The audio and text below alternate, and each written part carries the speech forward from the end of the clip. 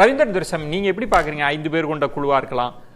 ப. சிதம்பரத்தோட இந்த கருத்து, அவரும் சொல்றார் அரசல் புரசலான வதந்தி அப்படின்னா ஏதோ ஒரு வதந்தி வந்திருக்கு, அதை யாரோ கலப்பி இருக்கிறாங்க, அதுக்கும் ஹைகமாண்ட் முற்றுப்புள்ளின்னா ஏன் அதை நோக்கி நகர்ந்தாங்க, என்ன நடந்தது, எப்படி புரிஞ்சுக்கிறீங்க?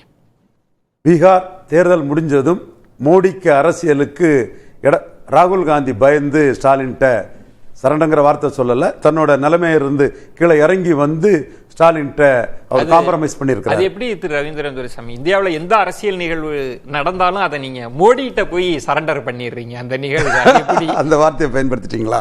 ஓகே, மோடி இதற்கும் மோடிக்கு என்ன சம்பந்தம்? மோடி வந்து ஒட்டுண்ணி காங்கிரஸ் கிட்ட நீங்க கவனமா இருங்கிற மெசேஜ மம்தா பானர்ஜி, அகிலேஷ் யாதவ், சரத்பவார், தமிழக முதல்வர் மு க ஸ்டாலின் இவங்களுக்கும் அந்த மெசேஜ் எதை கொடுத்தாரு.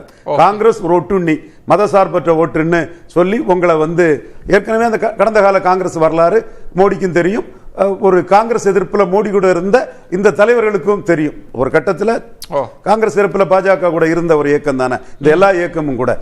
சோ அந்த இடத்துக்குள்ள ஒட்டுண்ணி காங்கிரஸ் கிட்ட நீங்க கவனமா இருங்கன்னு சொன்னதும் ஸ்டாலின் அடுத்த நாளே இந்த மோடி அந்த வெற்றிக்கு பேசின உடனே ஸ்டாலின் ஒரு அறிக்கை கொடுக்கிறாரு.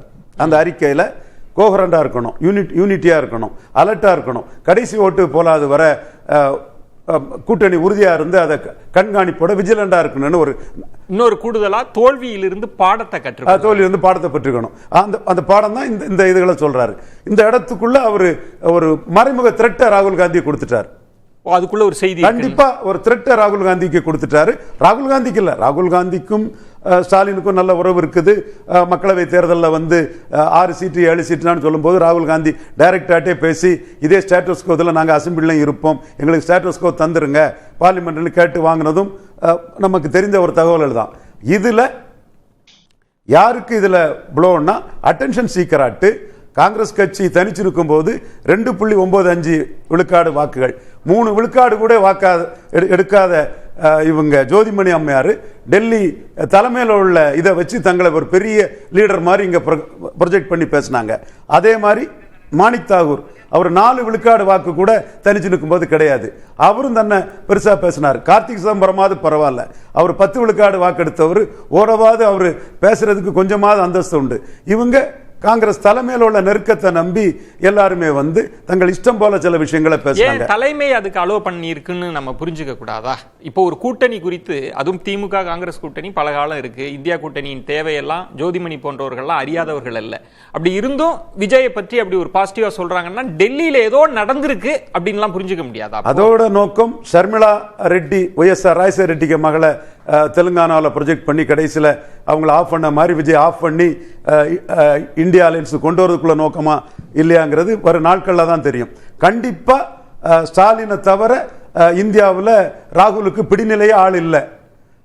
ஸ்டாலின் இல்லைன்னா அந்த அதர் செகுலர் பார்ட்டிஸ் வந்து மோடிக்கு எதிர்ப்புங்கிற லெவல் பல மாநிலங்களில் வந்துடும். காங்கிரஸ் வந்து 3வது இடத்துக்கு பின்தள்ளப்படும். இதுதான் அகில இந்திய நிலவரம். நீங்க சொல்றது ராகுல் வந்து இறங்கி வந்திருக்கிறார். கண்டிப்பா அதுல இவர் மல்லிகார்ஜுன கார்கே எல்லாம் அவங்க வந்து பெரிய ஒரு எதிர்பார்ப்புல இருக்கிறாங்க.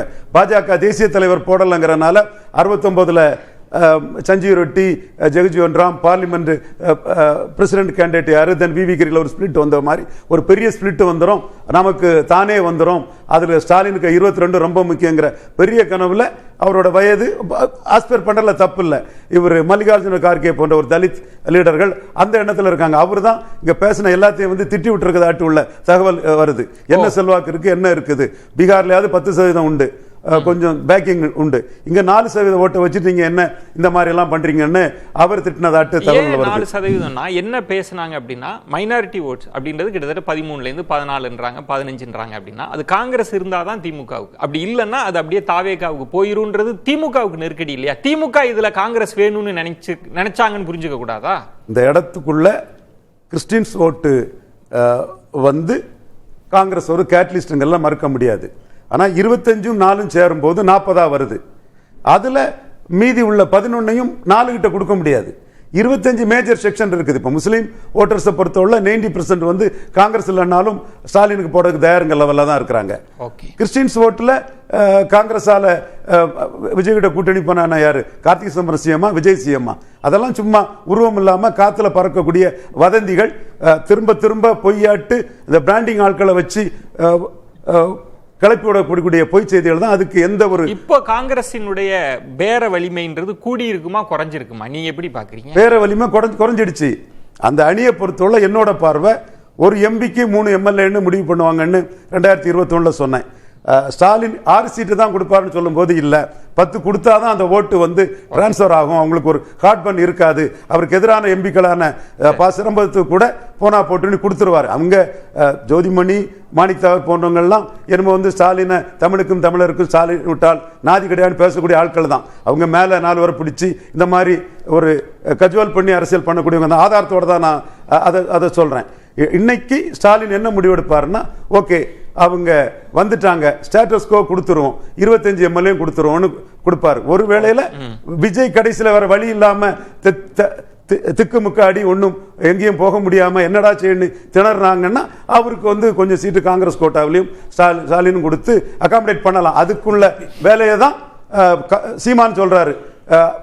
கரூர் இதுல ஸ்டாலின் நேரங்கள்ல யூகத்தை நீங்க ரொம்ப காலம் கடந்து சொல்றது விஜய் தொடர்பா வர்றது எல்லாமே யூகம் தான். க்ரூடா இருக்கு, ரொம்ப கற்பனை இல்ல இருக்கட்டு.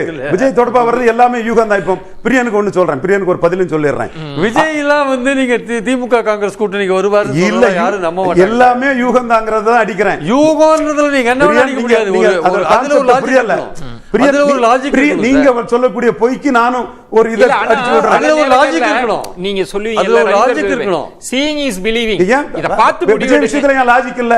விஜய் தான் வந்து இவரு தலைவா படத்தை ஒரு தாக்குதல் ஜெயலலிதா நடத்தினாலும் மோடியை போய் பார்த்தாரு. ஈழத்தமிழர்கள் கொண்டு வைக்கப்பட்ட போது ராஜ்சபாக்காக ராகுல் காந்தியை பார்த்தாரு.